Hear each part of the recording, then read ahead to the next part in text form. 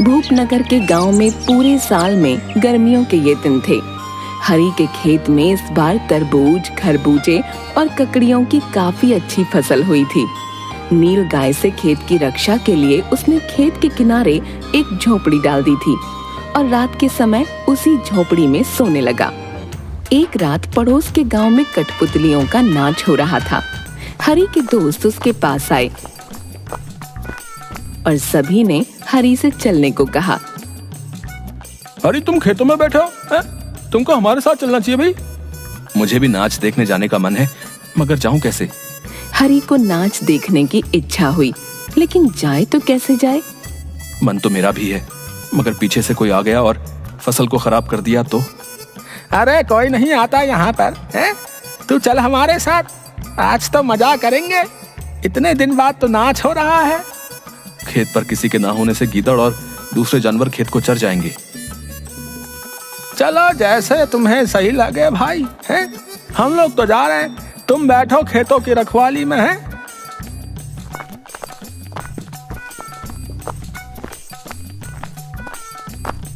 दोस्तों के जाने के बाद वह सोच ही रहा था कि जटाजूटधारी एक बाबा जी उसकी झोपड़ी की तरफ आते दिखाई दिए।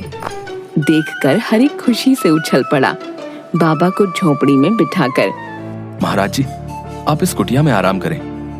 तरबूज और खरबूजों से खेत भरा पड़ा है, पेट भर उनका सेवन कीजिए और कोई गीदड़ खेत में आए तो उसे भगा दें। आधी रात के बाद मैं भी वापस लौट आऊंगा। जाओ, बाबा जी सब देख लेंगे। हरी के चले जाने पर बाबा जी खेत में घुसे। चुन चुन कर मीठे तरबूज, खरबूजे ले आए। खरबूजों की मिठास और खुशबू ने मस्त बना दिया। मस्ती में आकर चिलम के ऊपर आग रखी और जोर से दम लगाया कि हाथ भर लंबी जोत ऊपर लपक ली। तिनकों ने तुरंत आग पकड़ ली और देखते देखते धूं धूं कर झोपड़ी जल उठी। बाबा जी कूद कर बाहर आना चाहते थे कि अपनी ही धोती से उलझकर गिर पड़े और आग की लपटों में जलकर भस्म हो गए। गांव वालों ने जब घास के ढेर से निकलती हुई लपटों को देखा तो खेत की तरफ दौड़ आए। हरी को आवाज लगाई। अरे देखो, हरी की झोपड़ी में आग लग गई है। जाओ उसको कोई अंदर देखो, कुछ हो तो नहीं गया। हाँ, वो पिछले 3 दिन से यहीं रह रहा था। देखो कहीं मर तो नहीं गया। तुमको हर किसी को मारना ही होता है, जब देखो दिमाग में यही रहता है तुम्हारे। हरी का कहीं कोई पता न था। सबके होश उड़ गए। शायद वो भी झोपड़ी के साथ जल गया है। उसके बड़े भाई ने बांस का एक डंडा उठाकर जलती आग को कुरेदा तो उसमें से लाश निकल आई। ये किसकी लाश है? लगता है ये हरी की ही है। देखकर घर वालों में रोवा पीटी मच गई। हरी को जला हुआ पाकर गांव के लोग दुखी हुए। उसके माता पिता, भाई बहन छाती पीट पीट कर रोने लगे।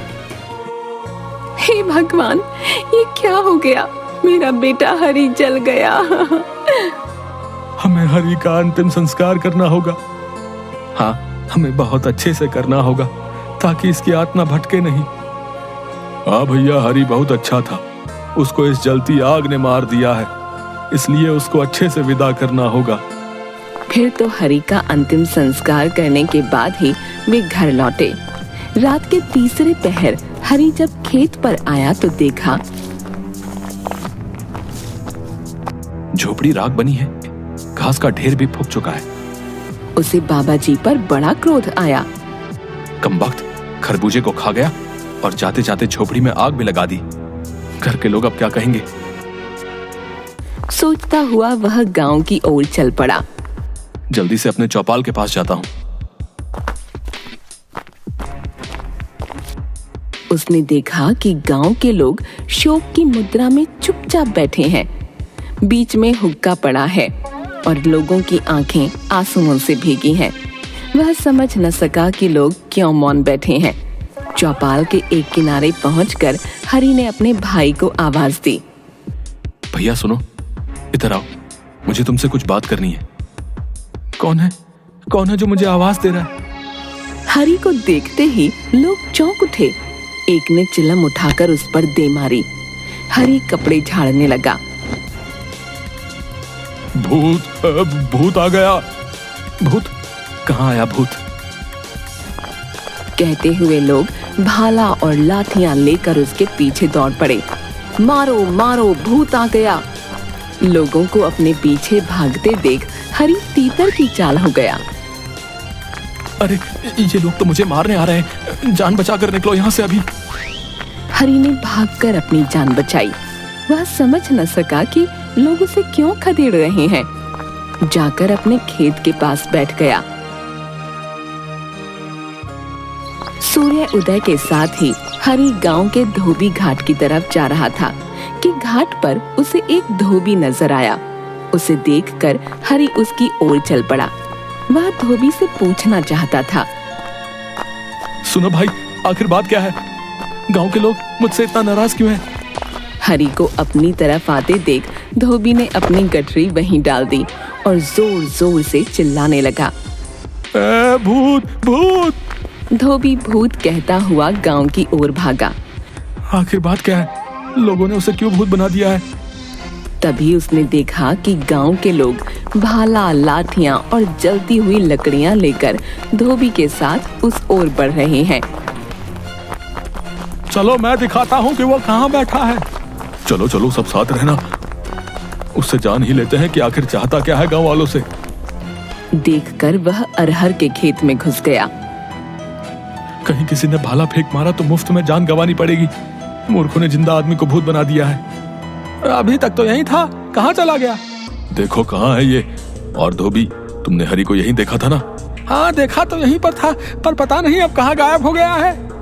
रात को यहाँ से निकलूंगा और जब भैया चौपाल में अकेले होंगे तभी उन्हें बताऊंगा कि मैं भूत नहीं हूँ। जब रात के लगभग 10 बज गए तो हरी डरते डरते गांव में पहुंचा।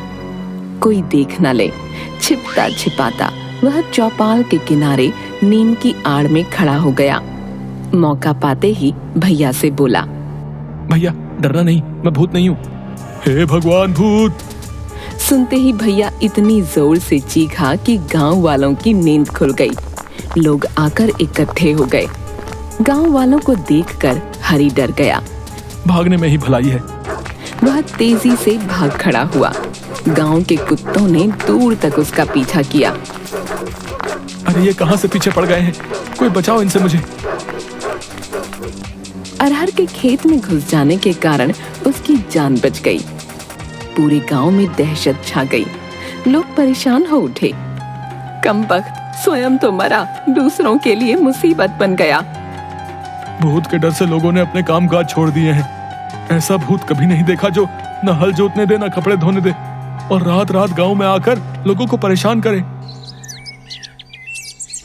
अगले दिन गांव में कुछ सिपाहियों को लेकर एक थानेदार आया। एक डाकू की तलाश थी। यहाँ कौन आ सकता है? भूत है इस गांव में, किसको मरना है यहाँ आकर। थानेदार को जब मालूम हुआ कि इस गांव में एक भूत आया है तो वहीं डेरा डाल दिया। सोचा शायद वह भूत ना होकर वही डाकू हो जिसकी तलाश कई दिनों से हो रही है। वो भूत लोगों को किधर घेरता है? वो ज्यादातर अपने खेत के आसपास ही बैठा रहता है, जहां झोपड़ी में हरी जला था। अच्छी बात है, आज रात को हम उसे पकड़ लेंगे। तुम लोग भी हमारे साथ चलना। रात हुई। चारों तरफ जब घना अंधेरा छा गया तो गांव के लोग थानेदार और सिपाहियों के साथ उस जगह आ पहुंचे। चलो आज देखते हैं कौन सा भूत आता है यहाँ पर। साहब, यहाँ तो काफी अंधेरा है, हम डाकू को कैसे देखेंगे? खेत पर जाकर थानेदार घोड़े से उतर गया।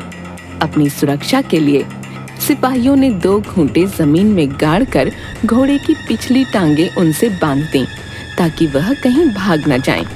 थानेदार खेत के दूसरी तरफ था। अब तुम लोग भूत की तलाश करने लगो। जाओ जाओ सिपाहियों, गांव वालों के साथ आगे जाकर उस भूत को ढूंढो। हरी अपने खेत के किनारे लेटा हुआ था। लोगों को अपनी ओर आते देख वह उठ बैठा। पता नहीं अब कौन सी आफत आ गई। अरे पकड़ो भूत को, कहाँ गया वो? पकड़ो उसे। अरहर के खेत में छिप जाओ। नहीं नहीं, कब तक लोगों से छिप छिप कर अपनी जान को जोखिम में डालकर रखूं? इससे अच्छा है कि खुलकर सामने आया जाए। वह उठ खड़ा हुआ और जोर जोर से चिल्लाता हुआ उनकी ओर दौड़ा। लो, मुझे मार डालो, मैं भूत हूँ, जिंदा भूत। आओ, मुझे पकड़ लो, पकड़ो पकड़ो। अंधेरी रात में हरि की आवाज दूर दूर तक गूंज उठी। सुनकर तो गांव वालों की हिम्मत टूट गई। ये तो हरि की आवाज है, ये तो सच में भूत है। जाओ, लाठियां और मशाल लेकर आओ। भूत भूत, भागो यहाँ से।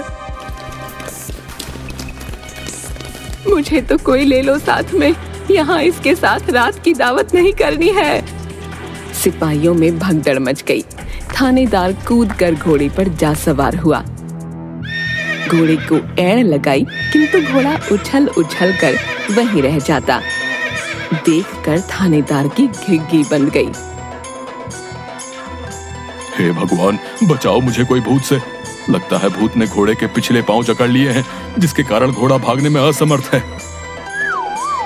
थानेदार वहीं बेहोश हो गया।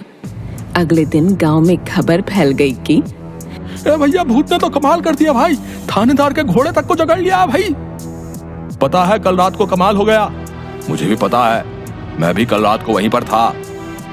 अब उससे छुटकारा पाने का एक ही उपाय था कि उसकी मनौती की जाए।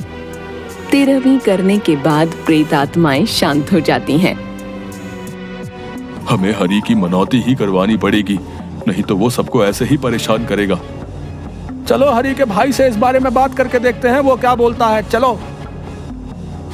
हाँ हाँ, क्यों नहीं, कर दो इस मुए की मनौती, नहीं तो ये भरी जवानी में ही कहीं मुझसे चिपट गया तो मेरा क्या होगा। शाम को सारे गांव वालों ने मनौती की। टोकरी भर मिठाइयाँ खेत में रख आए। हरि उसी समय अरहर के खेत में छिपा ये सब सुन रहा था। उसका भाई हाथ जोड़कर जोर शोर से कह रहा था, भैया तू चला गया, लेकिन इस गांव के लोगों को माफ कर दे। इन लोगों ने तेरा क्या बिगाड़ा है कि तू इन्हें दुख दे रहा है। 13वीं के दिन हम लोग मिलकर तेरी पूजा करेंगे। तुझे जो चाहिए वो बता दे, लेकिन हमारा पीछा छोड़ दे। हरि इन सब बातों से परेशान हो चुका था। क्यों ना 13वीं के दिन मैं भी वहां पहुंच जाऊं। जाकर देखूंगा कि कौन कौन 13वीं में आया है। जो मेहमान उस दिन नहीं आएगा, उसी के घर जाकर अपनी विपदा सुनाऊंगा। उसे बताऊंगा कि मैं हरि हूं, मैं मरा नहीं हूं। मेरी जगह एक बाबा जी उस झोपड़ी में जल गए थे। 13वीं के पहले आधी रात के बाद चौपाल के घने नीम पर जा चढ़ा। उसी नीम के छत्र में मृतक के क्रियाकर्म के बाद मेहमानों को भोजन कराया जाने लगा। तरह तरह के पकवान परोसे जाने लगे। देखकर हरि के मुंह में पानी भर आया। क्या बात है, जो खाना जीते जी किसी ने नहीं पूछा, वो मरने के बाद देखो कैसे खिला रहे हैं। उसने देखा सभी लोग दावत उड़ाने आए हैं, केवल उसकी छोटी लड़की के ससुर नहीं हैं। रात को जब सभी सो गए तो वह भी नींद से उतर आया और अपने रामू के गांव की ओर चल पड़ा। सवेरा होने तक वह रामू के पास पहुंच गया और अपनी कहानी उसे सुना दी। भूत भूत, भागो यहाँ से। अरे सुनो समधी, मैं हूँ, डरो मत, मैं हरि हूँ, भूत नहीं। अरे ऐसा कैसे हो सकता है, तुम तो मर गए थे। सुनो, पहले मुझे खाने को दो, काफी दिन से कुछ खाया नहीं है। सुनकर रामू ने हरि की आव भगत की। अच्छे से पेट भर खाओ, उसके बाद चलते हैं तुम्हारे गांव। खाना खिला पिलाकर अपना तांगा तैयार करवाया और हरि को लेकर उसके गांव पहुंचा। उसके माता पिता और गांव वालों ने रामू के साथ जब हरि को देखा तो लोग चकित रह गए। रामू ने सारी कहानी सुना दी। गांव के लोगों ने हरि को गले लगा लिया और अपनी मूर्खता और जल्दबाजी पर बहुत लज्जित हुए।